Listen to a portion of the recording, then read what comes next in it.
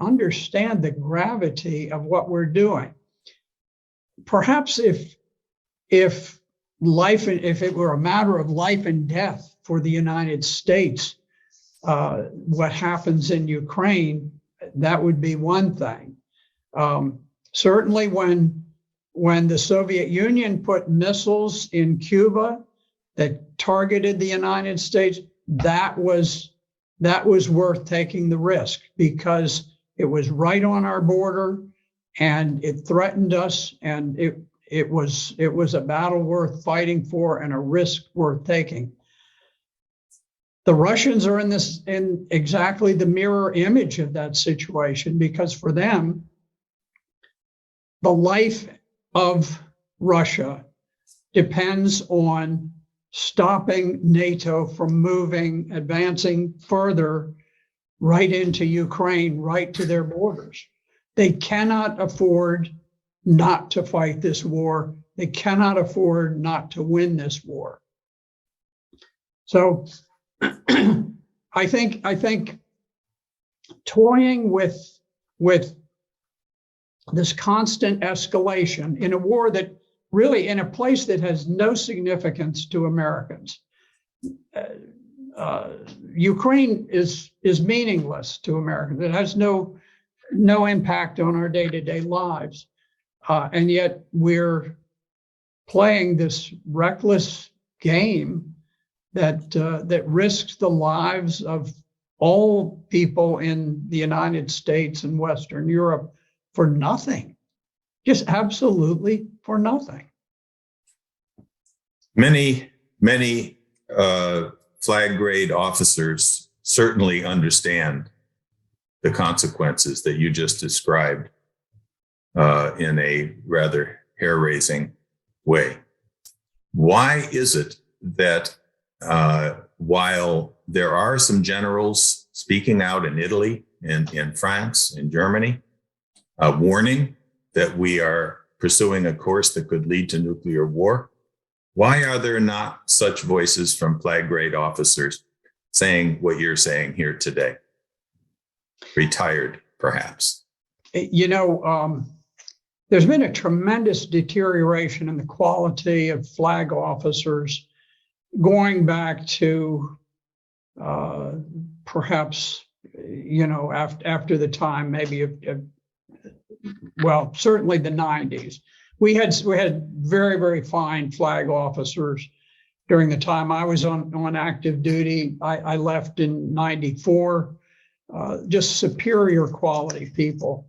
But what happened is subsequently we had President Clinton take over. Later we had Obama. We've got Biden now, and they apply a very strict political screen to their military officers. And we now have yes men. These are not people whose principal devotion is to the United States and its people. Their principal devotion is to their careers and their ability to network with other military officers upon retirement. There is a very strong network that can place military generals into think tanks where they promote war, into organizations like Raytheon and Northrop Grumman and all of these defense operations where they can get on boards and things like that. And so there's quite a personal price that you pay for saying, hey, stop, war is not in the interests of the American people. If we had a better quality of individual, we would have people with the courage who would say, I don't care what it costs me personally. But it is very difficult to get into the senior ranks if you are an individual guided by principle and patriotism and devotion to the people of this nation. That's just not how it works. And at some point, we need a president who will go in and shake the tree and bring a lot of these people falling down from it, because they're dangerous. They're very dangerous to America. Helga Zepp-LaRouche and the Schiller Institute have a petition, and we held a conference on April 9th on the same theme, being that the only way to really stop this descent into hell and into potential nuclear holocaust is for a new Peace of Westphalia. In this case, an international conference to secure a new security architecture and a new development architecture, the right to development for all countries. And like the Peace of Westphalia, one in which all sides sit down together, recognize their interests, their sovereign interests, as including the sovereign interests of the others, and forgiving all past crimes. Anything short of that is going to keep this division of the world into warring blocs. Just like I asked what's keeping the generals from speaking out, why and what will it take to get Americans to recognize that we can and must sit down with Russians and with Chinese and with all other nations and establish a just world based on the dignity of man and the right to development and security? I think, unfortunately, there's going to have to be enormous pain to drive that, just as there was with the Peace of Westphalia. A nuclear war would do it. An economic cataclysm of unprecedented proportions resulting from the unbridled printing of money that we've engaged in over the last 20 years. There are things that could bring it about. But at this point, the media has been so totally censored and so biased that the American people really don't have the perception of the need for anything of that sort. It's going to be difficult. You know, here's something that's interesting that has happened. Here in this country, you would think the entire world is against Russia. It's not. In fact, there are major countries of the world that lean towards Russia in this war, starting with China, but then Brazil. You've got South Africa, Saudi Arabia, a wide array of countries, tremendous. India is tremendously supportive of Russia. And so the idea that somehow we have this enormously just cause, it doesn't strike a great deal of the world that it is just. And much of the world does not accept the latest propaganda about war crimes. This thing about Bucha, that's probably the most prominent of all the war crimes discussions. And what was Bucha? There was a film taken of a vehicle driving down the road in Bucha, which had been recaptured from the Russians. And every 100 feet or so, there was some person with his hands zip tied behind his back, and he'd been killed.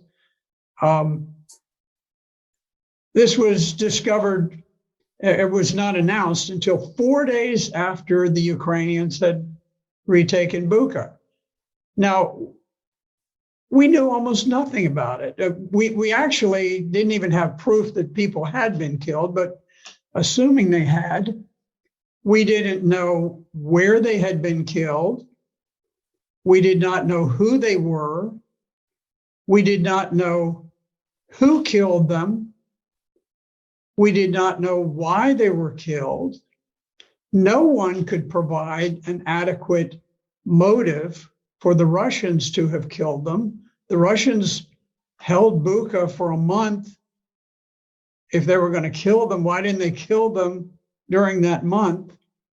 And if you were going to slaughter a bunch of people, wouldn't they all be in one place, and wouldn't you gun them all down there? Why would they be distributed along a roadside, a mile along the way? It makes no sense. What we do know is that 4 days after, the mayor of Bucha joyously announced that the city was liberated. 4 days after, the Ukrainian army had moved in, and their special, their propaganda arm of the Ukrainian military were there. All of a sudden, there were these dead people on the road. How come they weren't there when the Russians were there? How come they only appeared after the Russians were gone?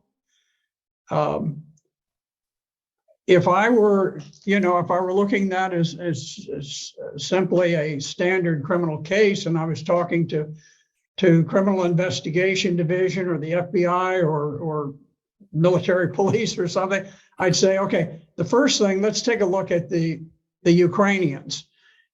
My guess would be, and you start with a hunch when you're investigating a crime. My hunch is that the Ukrainians killed off these people after they moved in and after they looked around and said, okay, who was friendly towards the Russian troops while the Russians were here? We're gonna execute them.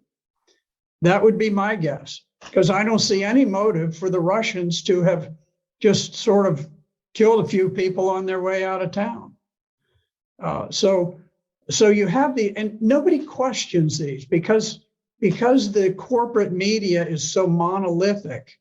We know for a fact from the mouth of the head of a Ukrainian hospital, the guy who ran the hospital, he boasted that he had given strict orders to all of his doctors that when wounded Russian POWs, when casualties were brought in, they were to be castrated.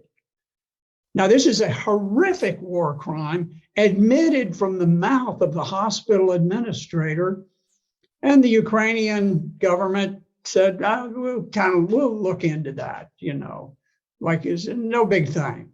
I can't think of a more horrific war crime ever.